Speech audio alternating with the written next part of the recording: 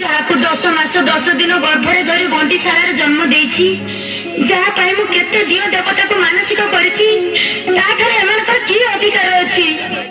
ତୁମେ କୁହ ବସି, ଯାହାକୁ ମୁଁ ଏନ୍ତୁଡ଼ି ଶାଳରୁ ତଲ ଭାଙ୍ଗି କ୍ଷୀର ଦେଇଛି, 10 ବର୍ଷ କାଳରୁ ଯାହା ଅଳି ଅର୍ଦ୍ଦଳି ସହିଛି, ତାଠାରୁ ୟାଙ୍କର କି ଅଧିକାର ଅଛି?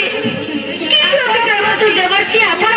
ଆପଣ କୁହନ୍ତୁ ଗୋସାଇ, ଆପଣ କୁହନ୍ତୁ। ଦେବର୍ଷି, ଗୋସାଇ, ଦେବର୍ଷି, ଦେବର୍ଷି। ନାରାୟଣ ନାରାୟଣ ନାରାୟଣ, ମତେ କାହିଁକି ଏ ଜଞ୍ଜାଳରେ ପକଉଛ ମା? ମୁଁ ଜଣେ ସଂସାର ତ୍ୟାଗୀ ସନ୍ନ୍ୟାସୀ।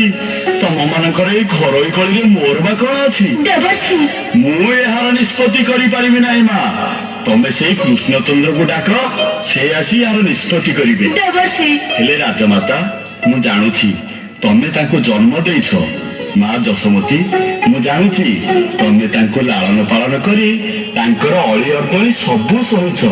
ତେଣୁ ମୋ ମତରେ ତମ 2 ଜଣଙ୍କ ମଧ୍ୟରୁ ତାଙ୍କ ଲାଗି